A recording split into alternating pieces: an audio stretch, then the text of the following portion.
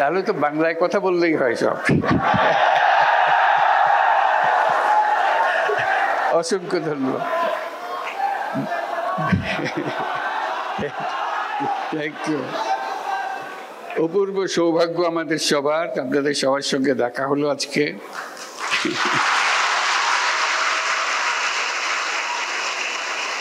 আমরা দেশের সবার পক্ষ থেকে আপনাদেরকে বিজয় দিবসের শুভেচ্ছা জানাচ্ছি।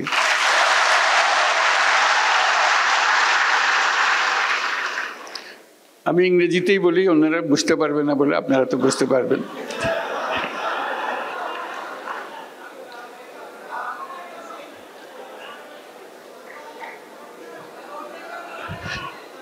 একটু পরে বাংলা বলবো, আগে ইংরেজিতে বলিনি কিছুক্ষণ।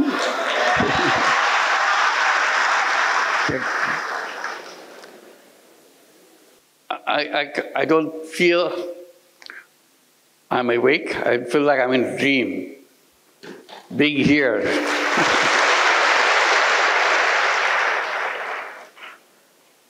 It's a stunning experience to come to such a prestigious, such an influential institution in the whole world. I admired from a distance. In the past, whenever I came, I tried to get a glimpse of Al-Azhar. I just came through just watching from a distance. I didn't dare to enter. I was not familiar where to go. Today you bring me in. I'm here with the students and the faculty and the friends. It's an amazing experience, a lifetime experience for me.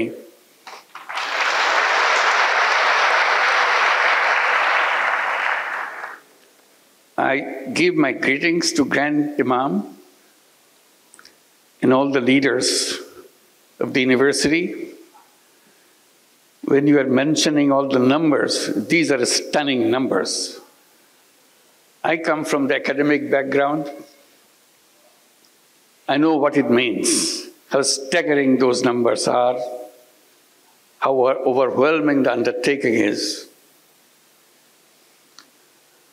This is a memorable event for me, to see you, meet you physically, and even get a chance to talk to you. It's a rare, rare opportunity. As someone coming from academic world, it's always exciting to be with the students. That's what we do, that's what we live for. And my greetings to all of you, all the students of Al-Azhar who are present here, who are outside, those staggering number of students and faculties all over the world. And among them, there are Bangladeshi students, pretty large number too. Can I see you with the Bangladeshi students? Will you please stand up to see? Wow, these are all Bangladeshi students. I should. Thank you. Thank you. Thank you. It's a wonderful feeling that you could accommodate so many students. I hope more and more students from Bangladesh could come here, and more opportunities will be available to you, because you change the world. Coming to Al-Azhar gives you the perspective, give you the knowledge, give you the willingness to do things which is good for humanity, not only in Bangladesh, globally. So that's your role. You are not limited to a particular country. You are limited for, your service is for the whole world, for all humanity. I have to catch a flight right after this. So I have to be brief, and I'll try to share my experiences, what I did as a teacher, what I was trying to do, because this opportunity to interact with the students give me this opportunity to share what my efforts were, initiatives were. My experience in the University of Chittagong began 53 years back. Bangladesh became just an independent country at that time. I came back from the United States where I was teaching. Bangladesh today and Bangladesh 53 years back are completely different.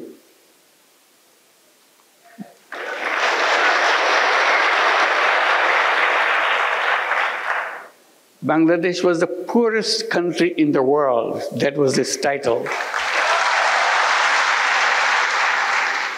This is not something make you feel encouraged that you are a citizen of the poorest country in the whole world. 86% of the population of Bangladesh were under the poverty line. And you see poverty everywhere. And that war of liberation made it worse, because all the roads were broken, all the bridges are torn apart because of the war of liberation. People's life became very, very difficult. And as I was teaching, trying to see what can be done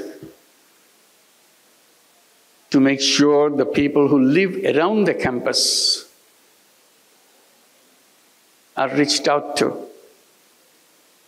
Because I was campaigning within the faculty of the university saying, if university is the reservoir of all the knowledge of the world, doesn't matter where it is located, whether it's in the poorest country or the richest country, university is supposed to be the reservoir of all knowledge.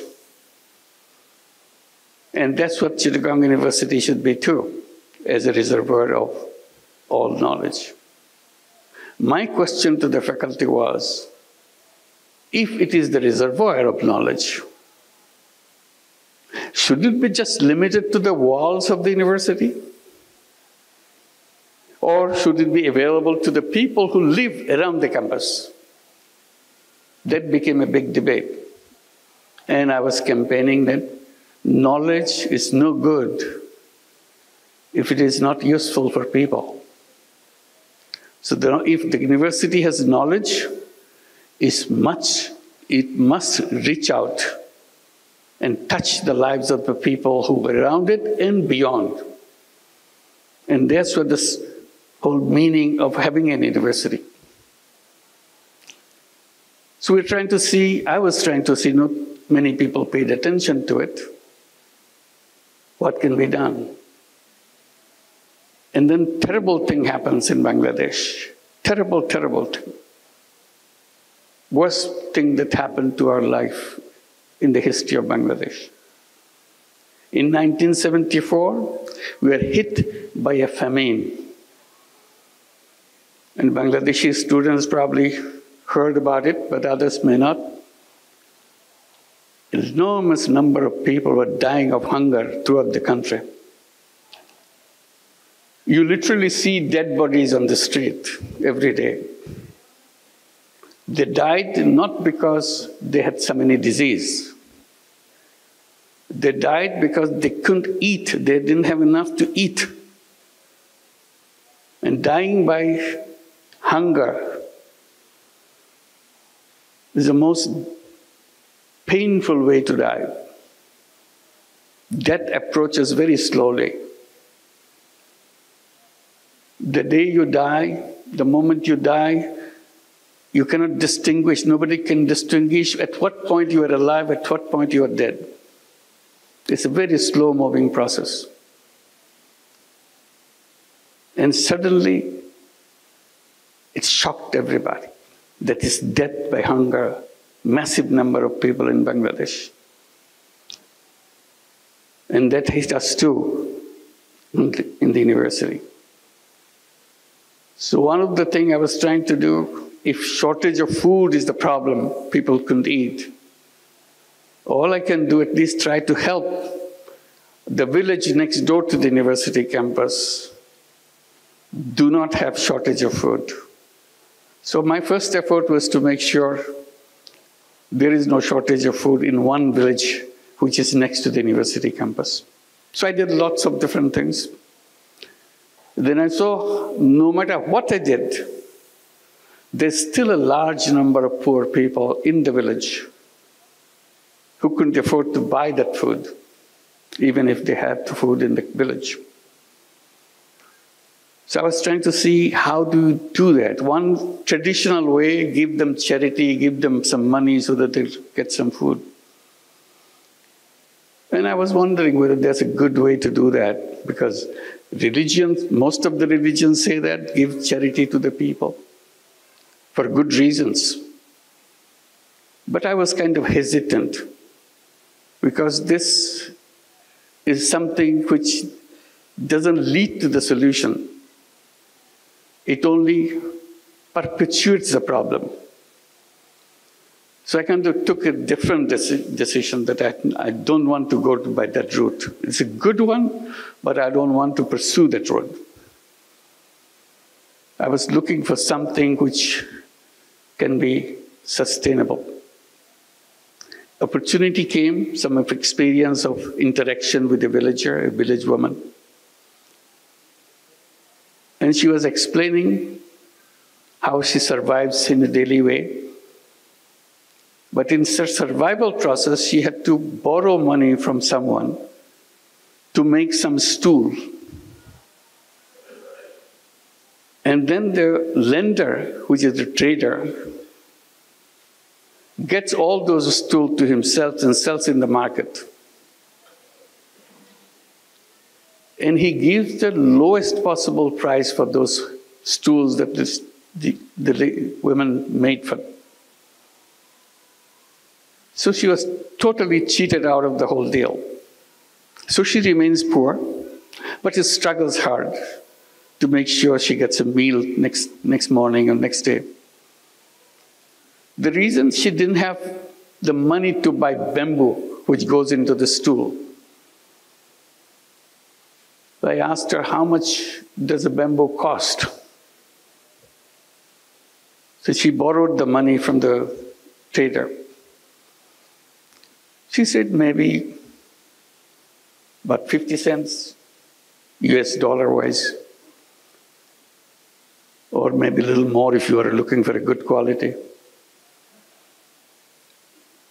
I said, what if somebody gave you that 50 cents as a loan, can you pay it back? I said, of course I can pay it back, because I pay him much more than that.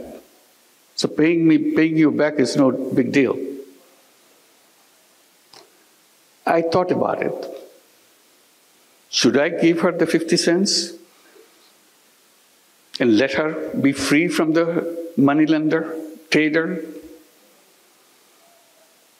Or she should continue the same relationship and see what happens. So I didn't give her the money. But I thought about it. Next morning I came back to her and said, okay, I'll give you the money.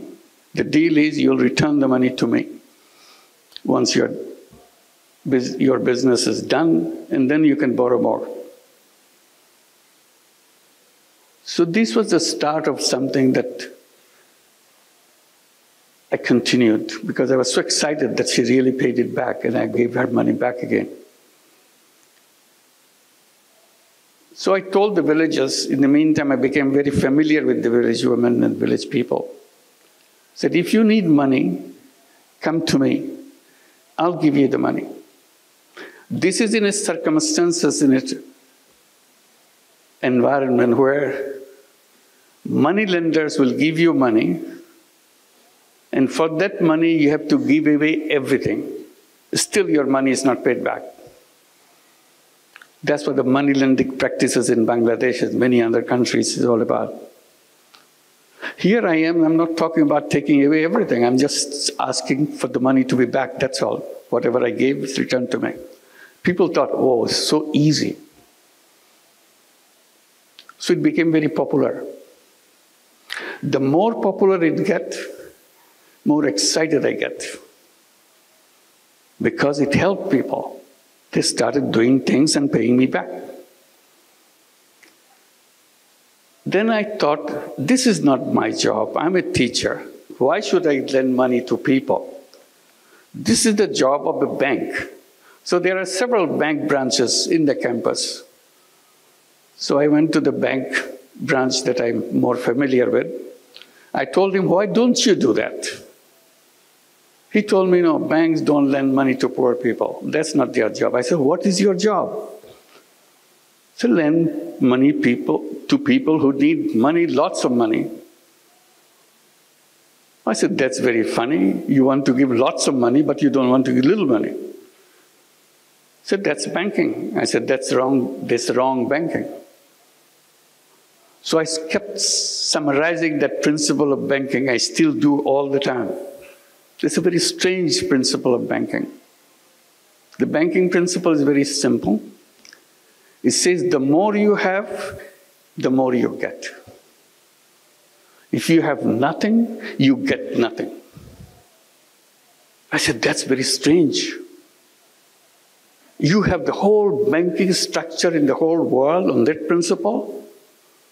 It is like that. Still, it's all over the world. I said, banking system is wrong. The first time I became very bold, I started saying banking system is wrong. How should you fix it? I said, very simple. You reverse your principle. The new principle would be the less you have, the more attention you get. If you have more, you have to wait. All bankers laugh at me. That's not banking. I said, that is the banking. If banking has any meaning, it has to touch the life of the people. And touching the life of the people begins by accepting that principle. The less you have, more attention you get. Then bankers said, oh, it will not work. No matter what principle is, but it sounds good, but it will not work. Poor people will never pay back. Then I raised a simple question. How do you know? Have you ever given any money to any poor people? No, we have not, because our system doesn't allow that. I said, then how could you come to that conclusion? Oh, everybody knows that. I said, I don't know that. So I want to practice, I want to find out. So I started doing that and find out everybody pays back. They said, well, it can stay for a while. They are trying to impress you so that they can get more money. The more money they will get, they will stop paying you back. I said, that's your assumption. I will not stop until I face that problem. I will continue. And I continued. As I continued, more and more people came. In the meantime, I started focusing on the poorest people, and the poorest of them are the women. So I said, why don't I start at the poorest level of survival? So naturally went to the women and started doing it with women. And it expanded. Then I said, why don't I create a bank, separate, different kind of bank than the conventional way that you see? The idea of having a bank came at that moment. And I started debating with the government officials, telling them, give us a permission to create a bank. Everybody laughed at it.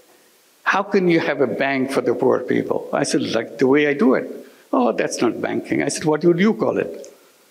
Banking is about lending money and getting money back and running a sustainable organization. It's a business organization. Nobody believed that. Finally, after many years, I got the permission to create a bank. I called it Grameen Bank or Village Bank and continued to expand. And that became a story after that. So this is how an idea came to challenge an institution. The reason I'm telling this story in details, unless you challenge, nothing will happen. The world will remain the way it is. It is the young people, it is the students who can see things more clearly because they are still looking for things. And that's what you are. Looking for things to do. Looking for changing people's life. Looking for changing the whole world. If you stay where you are, repeating the same thing over and over again, world will remain where it is.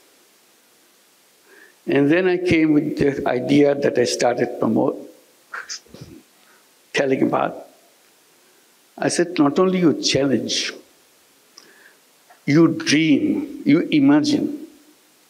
Imagination is a big power. That's very funny. It doesn't cost you anything to imagine.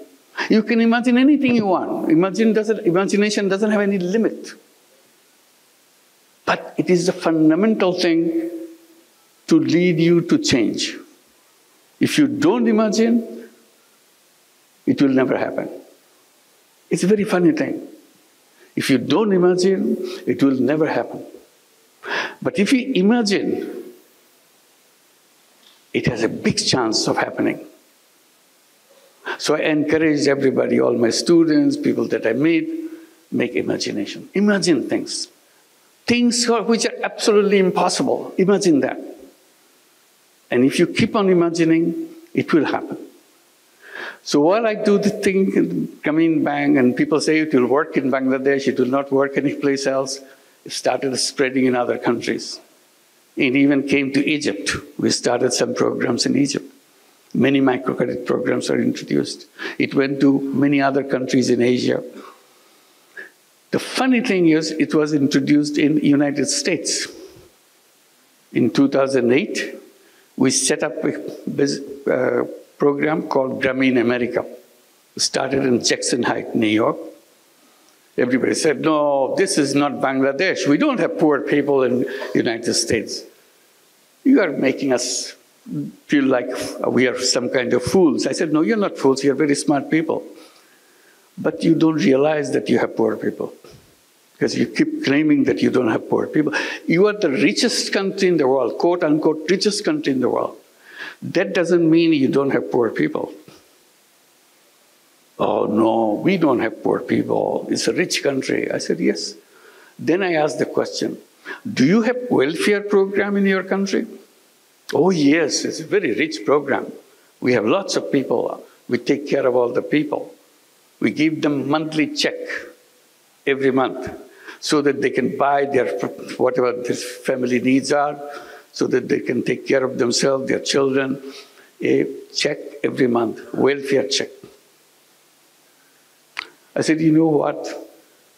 Every family, every person that you are giving a welfare check is a poor person by your own recognition, because they cannot afford to maintain their life by themselves. So you are giving them money from the state. They are poor, but you are claiming they are not poor. You are hiding poverty. Anyway, this debate went on, but in the meantime, Grameen America started expanding. Now it works in 35 cities in the United States. It lends out about $2 billion a year. In a couple of years' time, they will be distributing $3 billion and $4 billion. This is the path it has took. And the amazing thing, repayment rate is absolutely near 100%. Never changed. So you challenge something, and people say it cannot work. Okay, it can work in Bangladesh. Bangladesh is a funny country. Anything can go, but it will not happen in any other countries. Now it's all over the world.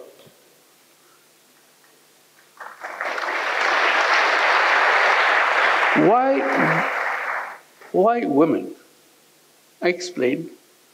And I said, women are not only poor in terms of income, they are also poor in health.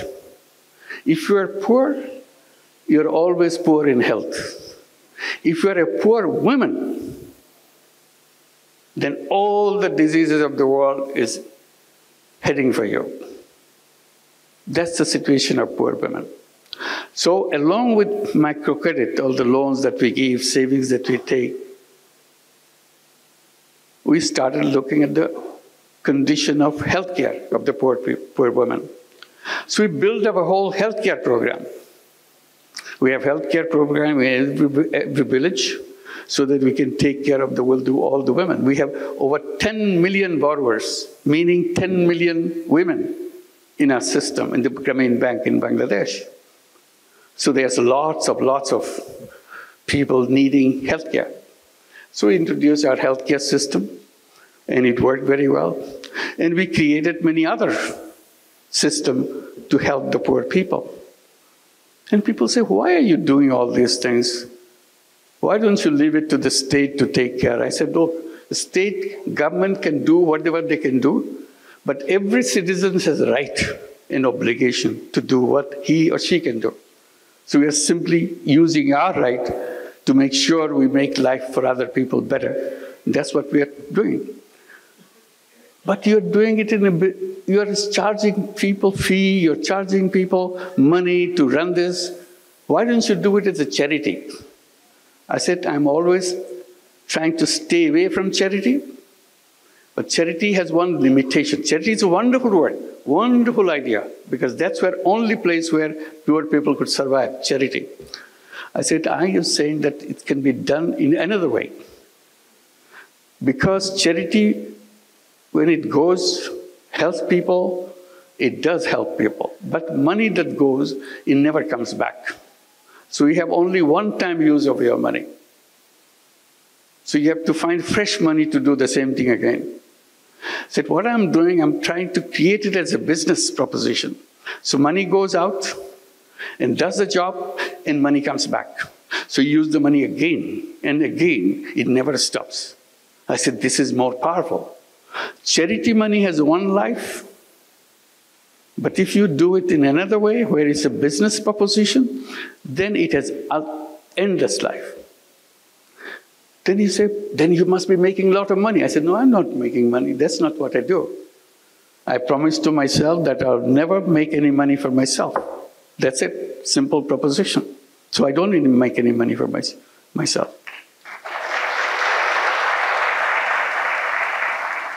Then why are you doing like this? This is not a business then. I said, it is a business. See, we're conflicting. In our classroom, we are told, if you are in a business, you have to make money. And the best sign of a good business is to make the profit as high as possible. Profit maximization principle. See, I got stuck with this now. Profit maximization principle. I said, well, that may be the one kind of business, but there are other kinds of business. Oh, in our books, there is no other kind of business. There's only one kind of business. To profit maximizing, to maximize profit. I said, if you have only one kind of principle, then this is something missing. There should be in your textbook another kind of business. Business to solve problem of the people without making any money for yourself. Oh, we never heard of this because you never did that. I said, I'm doing it, I like it.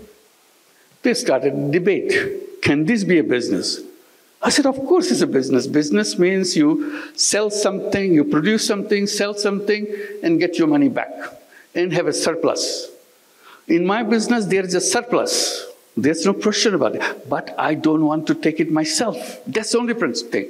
The rest of it's the same. Why didn't you want to take money for yourself? I said, that's my decision, that's all. You don't question that.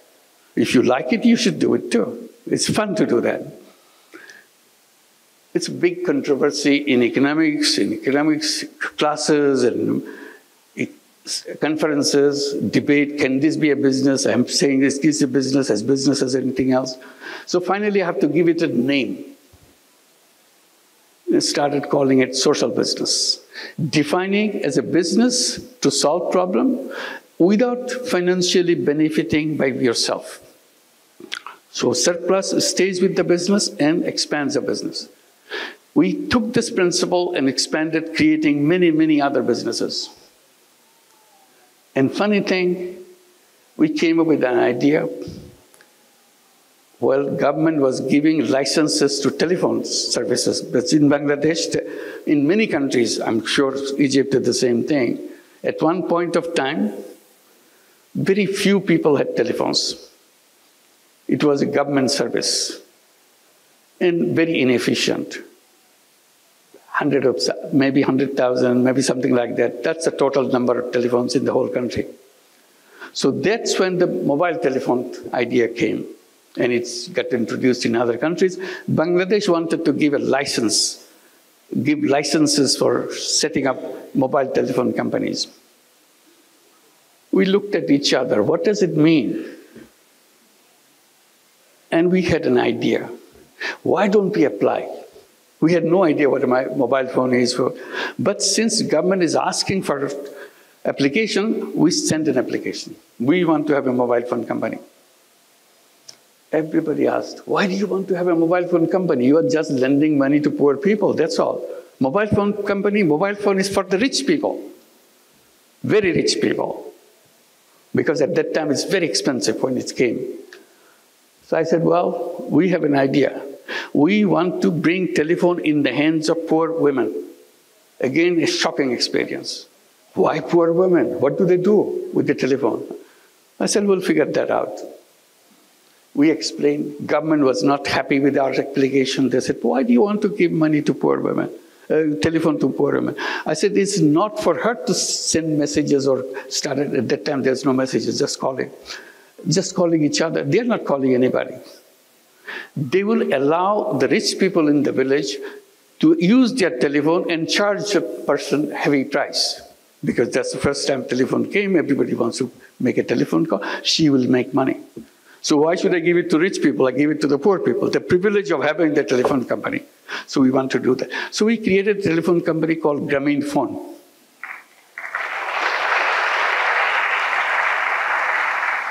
Government official asked, you said your women are illiterate. I said 100%. All our women are illiterate. They cannot read, they cannot write, they cannot even write their names. They don't even know what their names are. That's the beginning. That why are you giving the telephones? Who cannot read, who cannot write? How are they going to push the buttons if somebody says, make a call for me to such and such place? I said, you underestimate poor people. If they find out pushing those numbers bring them money, they will learn it in 10 minutes. There are only 10 numbers in the whole world. So if those numbers bring money, they are smart people. The poor people are poor, but they're not dumb people. They're very smart people. That's how they survive. And literally they did that. They learned those numbers and became very successful telephone companies by themselves, just selling the telephone service in the villages. We call them telephone ladies of the village. Very soon we had 1 million telephone ladies selling services all over Bangladesh. Grameen Phone became the largest telephone company in the country, still the largest company in the country. The reason I'm telling this story is, you have to just twist a little bit. World changes completely. All I did, give few cents lending to poor people. It changed the whole world. Because I stood by it, explained it, repeatedly showed that it is possible, it can be done. And then I bring the mobile phone in the hands of the poor people. Everybody said, this company will never work. That became the largest company. They never had an idea that women and the poor women can be involved in telephones. It dramatized the whole family. She became the most powerful person in the whole village because she has a telephone. You may be a rich person, but you don't have a telephone. Because our company gave only telephone to the poor women, nothing else in the beginning. Now we give it to everybody. So she became very, very respected person, very important person in the village. One lady was explaining to me in those days, saying that, I said, how do you know you're an important person? She said, I know I'm an important person in the village because no wedding ceremony can take place in 7 villages around me without me getting invited. That's the importance. So it's powerful, it gave them power, it brought technology, their children changed. We pushed these children to go to school, we gave them scholarships. From illiterate families, they went to universities, they got their PhDs, many of them became doctors, engineers. I said, there's nothing wrong with the children of poor families. Simply, they didn't have enough finance to go through the school system. After they go to the school system, they're as good, even better. They're topping the class. So it's about perception, how you look at the world, what you want to do with the world. So now I talk about creating a new world. I call it world of 3 zeros.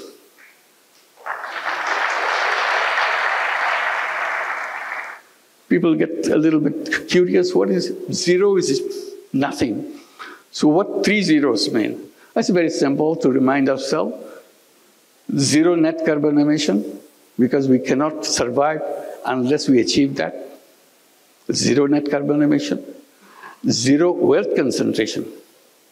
You know, our countries move forward, like Bangladesh has moved forward in the last 53 years. But where did all this money come?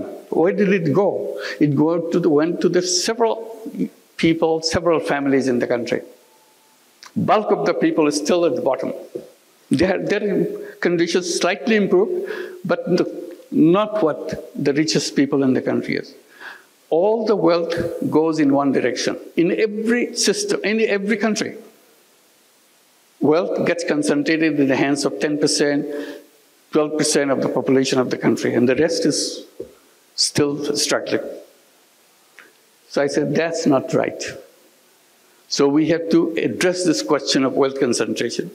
That's where the social business comes. If you introduce social businesses, there is no wealth concentration because money is not going to one place. Money is just circulating, and you are not taking any part of the profit that you make.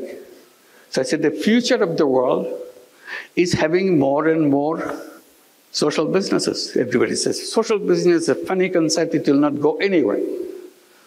Then we see big companies like Danone, like Uniqlo, they are becoming, Uniqlo is a big company in Japan, Danone is the biggest company in France. They became interested in social business. We started having joint ventures of social business with big companies, addressing the problems of the poor people, because company doesn't want to make money for itself. It is only interested in solving problems. So now the social business idea is spreading. We have many, many centers at the universities. They have the social business centers teaching what the social business is, challenging the whole economic system, whole economic framework. I said the root cause of all the problem that we created in the world is what we have designed as called economics, which is a profit maximizing system. I said that world will always be a world which will destroy itself. I said the civilization that we have created now is a self-destructive civilization. It will destroy itself. Nobody can save it. I repeat, this civilization is a self-destructive civilization. Either we'll be hit by all the problems we created, the environment and the climate will kill us, or wealth concentration will kill us. All the wealth will go to a few people on the top. The rest of the people will not have nothing. So that society is not tenable. Unless you're sharing the world, society cannot function. And the last one is zero unemployment. That's very interesting. It came because of my experience with microcredit. I said all human beings are born as entrepreneurs, not job seekers. But economics teaches us, get ready, get a good degree, get a good education, get to the best university, so that you get the best job. I said, job is a wrong idea, absolutely wrong idea.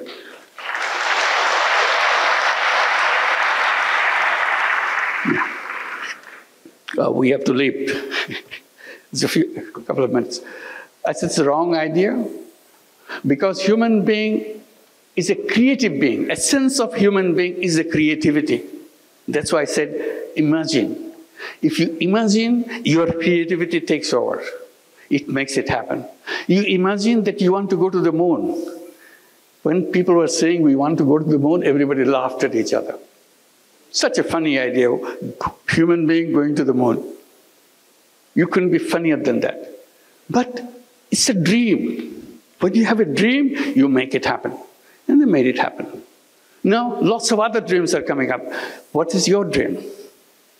The best thing any education institution gives to the students is to make him or make her capable of dreaming. if an institution is not inculcating that quality in young people, that institution is not an academic institution. It doesn't serve the whole purpose of being an academic institution, inspiring young people to dream the things that you would like to see. Once you dream, it will happen. So I talk about zero unemployment. I said all human beings are born as entrepreneurs. Job is a legacy of slavery. We don't want slavery. We don't want to be slaves. But the education system forces us to do that, because they say you need a degree, you need a piece of paper. Because if you produce a piece of paper, you get a job. I said, I want to create an education system where we don't need a piece of paper. We don't need a degree to show it to somebody. I use the knowledge to change the life of the other people, change the life of any people. That's what entrepreneurship is all about. And entrepreneurship is not about making money. Entrepreneurship is about changing the life of the people. So if you can create a society, create a world of 3 zeros, zero net carbon emission, zero wealth concentration, zero unemployment, we create a new civilization. That's the challenge. That's the task that we have. এই কথা বলার জন্যই আপনাদের কাছে আজকে আসলাম। আপনাদের